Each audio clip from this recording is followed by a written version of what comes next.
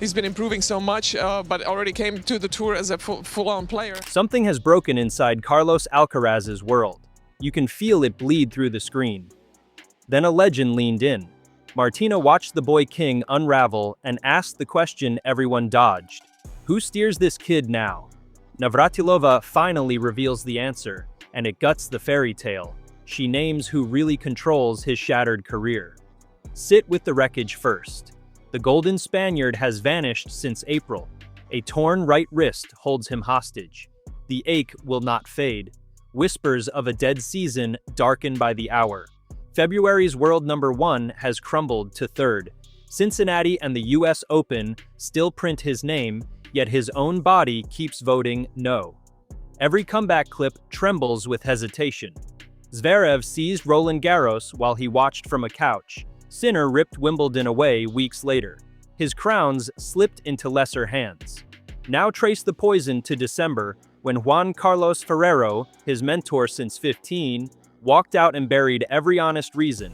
He looked blindsided. Nobody bought the silence. Craving tennis truth the glossy shows hide? Tap subscribe this second, because real fans belong right here. Lean close. The force Navratilova exposed never earned a single ranking point. Prize that closing claim open, and something genuinely unsettling spills out. The legend was not fingering a rival agent, a secret backer, or some silk-suited executive issuing commands from a corporate box. What Navratilova had been circling for months, right back to the eve of the season's first major, was a chillier idea altogether. She questioned whether anybody at all still guided the young Spaniard. Sit inside that January moment for a beat. Perched on the Tennis Channel desk beside Lindsay Davenport, days before Melbourne, the 18-time major champion started prodding a fresh wound. Davenport branded the coaching breakup a shocking revelation, then reminded everyone watching that Juan Carlos Ferrero and his pupil had functioned almost as family, trading words between nearly every point in the loudest cauldrons the sport can offer. Strip that voice from the equation, she cautioned, and a boy accustomed to glancing over and hearing instructions would abruptly be forced to solve Grand Slam chess entirely by himself. Navratilova crystallized the worry into a giant question mark suspended above the world number 1. Could a 22-year-old truly captain his own campaign, live beneath the harshest lights tennis owns, with no familiar figure feeding him the blueprint 1 point at a time? That doubt is the true seed of this whole saga, and it explains why the eventual answer landed with such force. To grasp the weight of her skepticism, you have to reel the tape back past the confetti to a gray afternoon in the middle of December. On the 17th, Alcaraz uploaded a message that froze the tennis world mid-breath. 7 years of partnership with Ferrero had ended. Their bond stretched back to a skinny 15-year-old kid from El Palmar, long before the trophies arrived, before the number 1 ranking he first seized at 19 to become the youngest man ever to reach the summit. Before the 6 major crowns, the duo gathered shoulder to shoulder. 24 titles bore the imprint of both men. His farewell note thanked the older mentor for spinning a child's fantasies into flesh and blood reality, and hinted that if their sporting roads had to diverge, doing so from the very peak felt right. Yet neither party supplied a clean, tangible reason for severing something so decorated. Silence like that never stays quiet for long, and Ferrero's own phrasing thickened the fog rather than clearing it. He let slip that he genuinely wished the collaboration could have carried on, then mentioned almost in passing that contractual matters still awaited review before the calendar flipped. Peer beneath that careful wording, and the goodbye reads less like a warm mutual embrace and rather more like a door easing shut on a man who had not chosen to leave. His stature magnifies the intrigue. Ferrero is no anonymous hitting partner drifting through the circuit.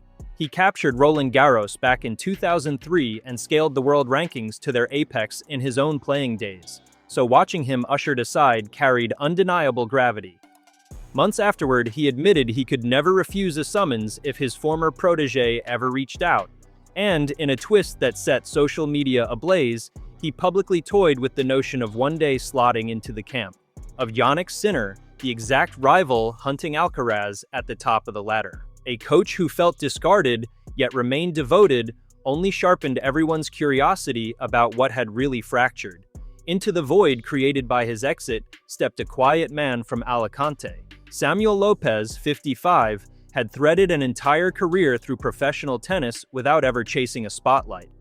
He shepherded Pablo Carreño Busta to a career-high ranking inside the world's top 10 across roughly a decade of patient labor, building a reputation among insiders as a genuine tennis man rather than a headline seeker. Late in 2024, he joined the Alcaraz staff, brought aboard to operate alongside Ferrero instead of shoving him out. When knee surgery kept the head coach housebound during the 2024 Australian Open, Lopez occupied the player's box in his stead, an early sign of the trust already flowing between them. Recognition of that partnership crested last year, when the tour awarded its Coach of the Year honor jointly to both men following a bumper haul of 8 titles across the season. His fingerprints already dotted the biggest days of Alcaraz's youth too, since he had accompanied the Spaniard to that maiden Masters 1000 crown in Miami during 2022 and helped steer him to a first grass championship at Queen's Club a year later.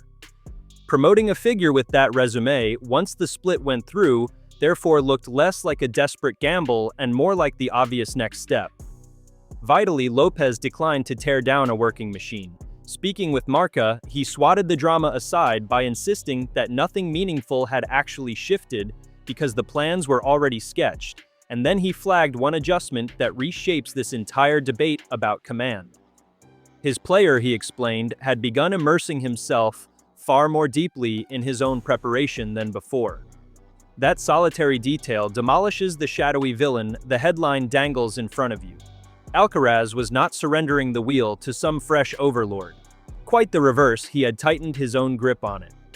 When outside voices then started nominating famous graduates of the tour to supposedly guide the kid, the Spaniard bristled with visible irritation. He championed Lopez as one of the sharpest minds working in the game, protested that his coach had never received the acclaim his talent warranted, and flatly dismissed any suggestion that he required a more garlanded name, barking directions over his shoulder. Read that reaction closely, and it hums with the defiance of someone who has consciously claimed authorship of his own path. Then arrived the reply that no coaching seminar on earth could have scripted. In his very first tournament without Ferrero stationed at his side, Alcaraz marched into Melbourne and obliterated Navratilova's question mark with a single thunderous fortnight. He reached the semifinals without conceding so much as a solitary set, sweeping past Tommy Paul and then dismantling Alex de Minaur along the way. The last 4 collision with Alexander Zverev sprawled beyond 5 hours, a brutal and swinging examination of nerve, stamina, and sheer bloody-mindedness that the youngster simply refused to lose. 2 nights on, he squared up to Novak Djokovic, a 10-time champion at that arena who had never once tasted defeat across 10 previous finals on that court.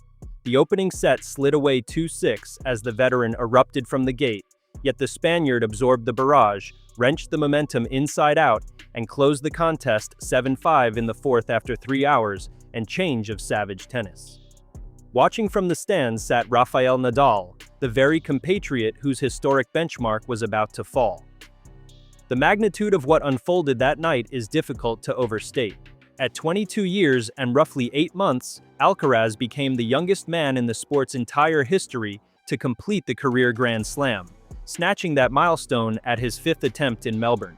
The record he shattered had belonged to Don Budge since 1938, and he simultaneously slipped inside the mark Nadal had set a generation earlier. His 7th major also lifted him past Bjorn Borg as the youngest man ever to assemble that particular pile of trophies. Only a tiny cluster of players across all of tennis had ever swept all 4 majors, and Djokovic, humbled on the evening, happened to be the most recent to have managed it back in 2016. The beaten Serb, 38, and hunting a record 25th major, walked away as the oldest man ever to contest an Australian Open final, his previously flawless 10-0 mark in those title matches finally broken. Onto a courtside camera lens, the new champion scrawled 4 blunt words about the job being finished and the set now complete. Whatever doubt Navratilova had voiced in January lay pulverized on the Rod Laver Arena floor. He had helmed the biggest occasion of his life himself, nudged only gently from the box with no old familiar voice narrating every crisis into his ear. If the promise stamped across this story demands to know who steers his career, Melbourne delivered the first answer in defiant, bold ink. The man himself does. Momentum carried him clean out of Australia.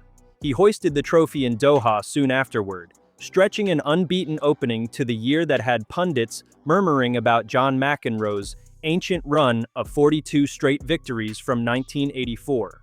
The American hard-court stretch finally cooled that furnace, where Daniil Medvedev produced a stunning ambush at Indian Wells to end the perfect streak and reach the final there. On the clay of Monte Carlo, Alcaraz then ran into Sinner once more, and the Italian edged a tight final in straight sets to underline just how tightly these two now patrol the roof of the men's game. Between the pair of them, they have devoured the last 9 major titles in succession, a stranglehold the sport had not experienced since the twilight of the old guard. Even with those blemishes, the campaign gleamed. A career-defining crown sat gleaming in the cabinet, a rebuilt coaching setup purred quietly along, and a long gilded summer stretched invitingly ahead of him. Barcelona smashed that portrait to splinters. During an opening round match in the middle of April against Otto Virtanen, something wrenched inside his right wrist. He gutted out the win regardless, but the damage refused to settle and calcified into an inflamed tendon sheath, precisely the kind of stubborn joint trouble that might vanish inside a fortnight or fester across long, agonizing months. Initial noises from his camp implied only a fleeting absence. The truth proved considerably crueler. Medical convention pegs that sort of complaint at 4 to 6 weeks of recovery, yet chronic cases routinely drag beyond 3 months, and his slid steadily toward the darker end of that range. The fallout tore his season into ribbons. He withdrew from Roland Garros and abandoned the clay crown he had guarded so fiercely, condemned to watch Zverev seize it in his absence. His cherished grass stretch dissolved next, as he pulled out of Queen's and then Wimbledon, flinging open a door at the All-England club that Sinner strode gratefully through to claim the title. 2 majors that belonged, on pure merit, on his own mantelpiece, drifted instead to his fiercest adversaries, while he languished in treatment rooms hundreds of miles away. The #1 ranking he had lifted so proudly in February crumbled beneath his feet, sliding first to second and then, by the depths of summer, all the way down to 3rd in the world. For a player who had spent the winter rewriting the record books, the reversal felt almost surreal in its swiftness. Recovery itself hardened into a slow, nerve-shredding ordeal. Rather than gambling on a reckless sprint back to competition, his team assembled something closer to a second preseason, layering gym conditioning beneath tentative, featherlight sessions on court. Footage his camp released showed a champion barely coaxing the ball across the net, cradling the joint, testing it inch by cautious inch. He scratched his name from the Canadian Masters purely to shield the arm from unnecessary strain. Cameras then caught him at the World Cup final, sporting a brace wrapped around that same wrist. A small, yet quietly ominous image that rippled through the tennis internet within minutes. Speculation curdled into genuine dread that he might not strike another competitive ball for the remainder of 2026. A fear amplified every time a fresh bulletin arrived sounding shakier than the last. Reports drifting out of Spain did grow cautiously warmer as July wore on, with outlets suggesting a final medical assessment might clear him for full training back home in El Palmar and a comeback at the Cincinnati Masters in August, the very tournament he had conquered a year earlier by toppling Sinner in the final. His name duly surfaced on the entry sheets for Cincinnati and the US Open, a stage where he already owns 2 titles, though every hopeful headline came bolted to a heavy caveat about the ever-present risk of relapse. All through the ordeal, the greats of the sport kept vigil over him. Navratilova, joined by Boris Becker, tracked each recovery update and weighed openly whether the Spaniard could realistically be ready for the American concrete. Renee Stubbs added her own read on the situation during a podcast, and the wider circuit hung on every scrap of news, a measure of exactly how much Alcaraz means to a game desperate to keep him upright. That collective attention is worth pausing on because it reveals the actual nature of Navratilova's involvement in his story. She has functioned as a fascinated observer and occasional advisor for years, never once as a hand on the controls. Back in 2022, before the wider public had fully clocked his ceiling, she floated a forecast that sounded almost fantastical at the time.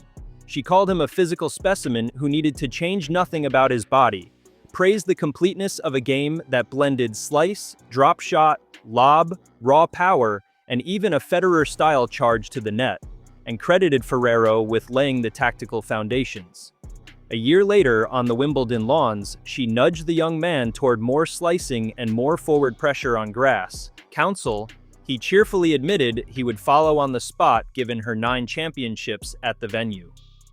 During the 2025 US Open, she pinpointed a subtle flaw in his swing she believed he could refine.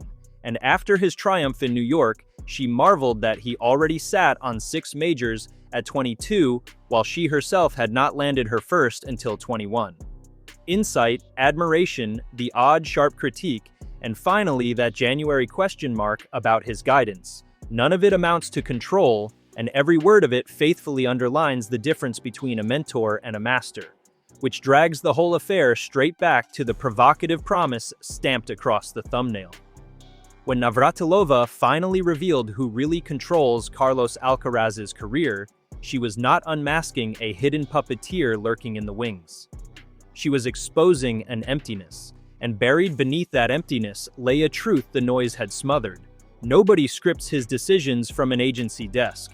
The road he now travels bends to no dictating coach whispering the plan. Even the most decorated mentor imaginable holds none of the strings from a distance any longer. He severed the safety net with his own hand last December, wagered that a permanent voice in his ear was no longer essential to his greatness, and then honored that reckless bet under the most suffocating pressure the sport can summon by conquering a 10-time Melbourne king. The person steering Carlos Alcaraz, in the end, answers to the name Carlos Alcaraz.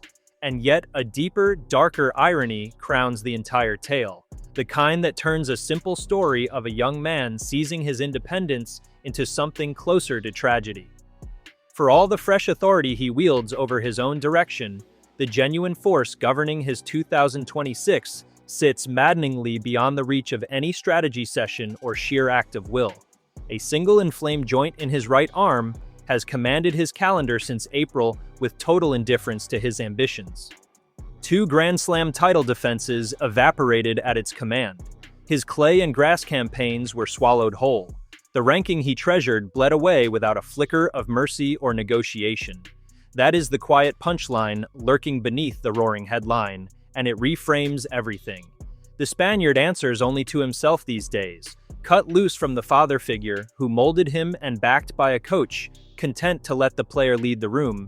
Yet the one thing he genuinely cannot command lives inside that wrist. No game plan tames it, no amount of self-belief hurries it. Cruelest of all, it happens to be the exact mechanism that forged his brilliance in the first place. The joint that whips those impossible forehands and disguises those wicked drop shots. Navratilova, characteristically, read the shape of all this earlier than nearly anyone. Her initial doubt asked whether the kid could truly hold the reins in isolation once his mentor walked away. He answered her thunderously by capturing Melbourne against the odds and against the greatest returner the game has known. The bitter epilogue arrived only afterward, when biology rather than any human being in his inner circle seized command of his narrative and refused to hand it back. So the next occasion, a flashy headline waves some shadowy master supposedly yanking Carlos Alcaraz's strings, hold the claim up against what the evidence genuinely reveals. He dismissed the puppeteer with his own 2 hands, then carved his name deeper into the record books without one, and the sole opponent he simply cannot out-hit is the injury standing guard over his return.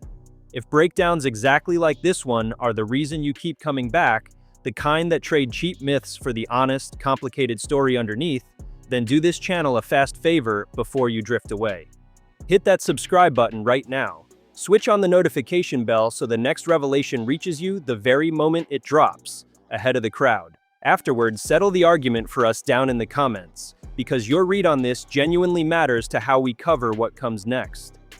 Once Alcaraz finally strides back onto the hard courts of Cincinnati, with that wrist strapped and tested, does the young king reclaim the throne he abandoned to injury, Or has the crown already slipped irretrievably from his grasp while his rivals feasted? Stay locked in with us because the following chapter of this extraordinary story is about to write itself in real time.